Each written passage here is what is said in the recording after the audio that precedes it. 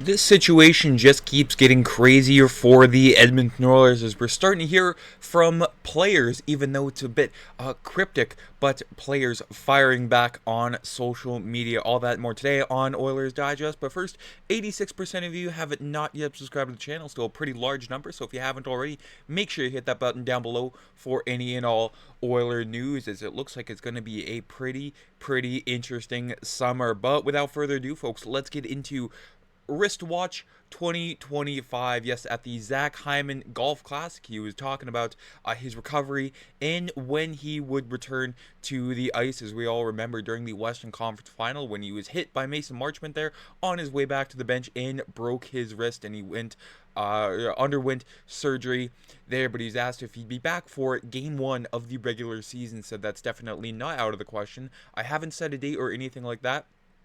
Once you set a date, you get disappointed if you don't play on the date. I hope to play on opening night, still wearing the brace, but getting it off in the next couple weeks, which is great. Still in the recovery phase, but I'm looking forward to getting on the ice and getting going when I can there. When it comes to a broken wrist, how long does it take a broken wrist to heal? It all depends on several factors there, but you may wear a splint for a few days to a week, followed by a cast for 4 to 6 weeks, but it can take up to 3 months or more before you're able to fully return to your typical activities there. So of course, Game 1 of the regular season, even in the preseason, they're not guaranteed there for Zach Hyman. But you know what?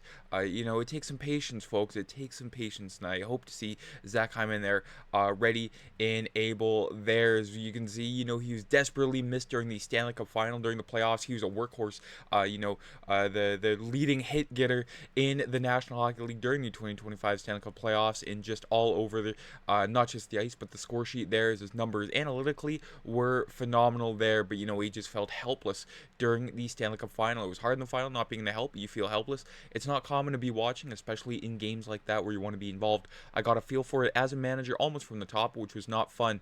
Watching those games was super stressful. When you're playing in it, you're not stressed at all. You're just playing. I think this year will be a little different. We will go into this coming year with a little bit more motivation. The first year is pretty heartbreaking.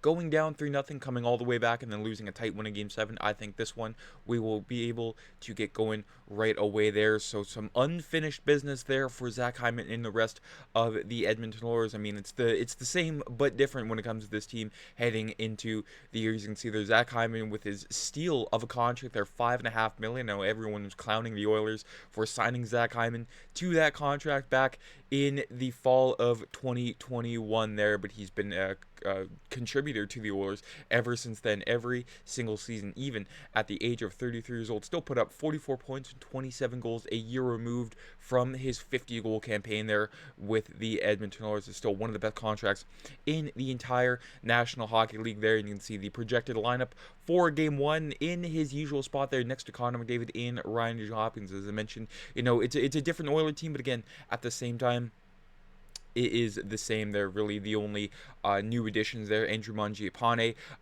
Curtis Lazar. They finally have Trent Frederick for a full season. David Tomashek coming over from the Swedish league there. So very, very excited to see what a healthy Oiler team can do right off the bat there. You can see these past 2 seasons, the Oilers haven't gotten out of the gate to pretty much not just their liking, but our liking as well. But hopefully this year it is the complete opposite. But on the opposite end of the spectrum, you have some positivity there with Zach Hyman, but some confusion with Darnell Nurse as the plot thickens when it comes to Darnell Nurse in the Oilers management. Not just the management, but also the fan base with his no move clause. From Ellie Friedman of the 32 Thoughts podcast, I said, I think basically Edmonton went to check with all their guys who had no trade clauses, who they would want to move, and say, okay, how many of you are willing to go places?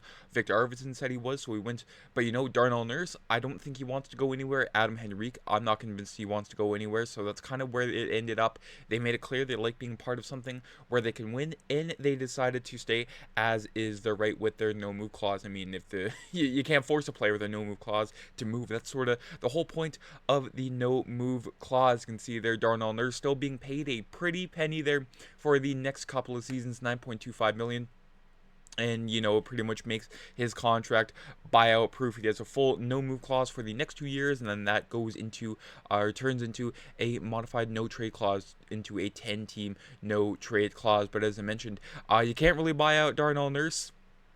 He's got 5 years remaining, but if you do buy him out, that turns into putting him on the books for another 5. Is that buyout end would occur in 2034. 35. But on social media there, Darnell Nurse sort of throwing a wrench into the situation there on Instagram with one photo and one photo only there.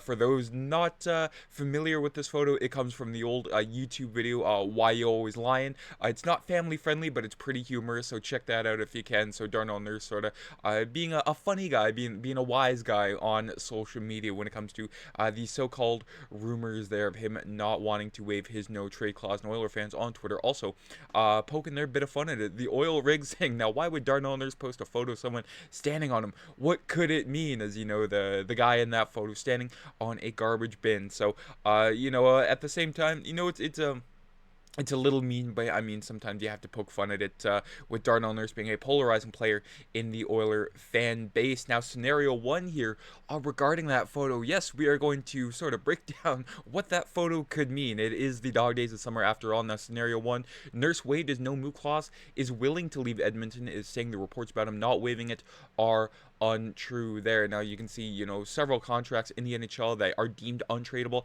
have been able to be traded there. You can see Seth Jones traded by the Chicago Blackhawks to the Florida Panthers. Seth Jones, of course, the catalyst to Darnell Nurse getting his big payday in the summer of 2021. There's, Stan Bowman. Ironically enough, this all comes back to Stan Bowman. Stan Bowman signing Seth Jones to that contract, and then Ken Holland, getting cold feet, and then signing Darnell Nurse to that behemoth of an 8-year, $9.25 million contract there. So Seth Jones, he can be moved.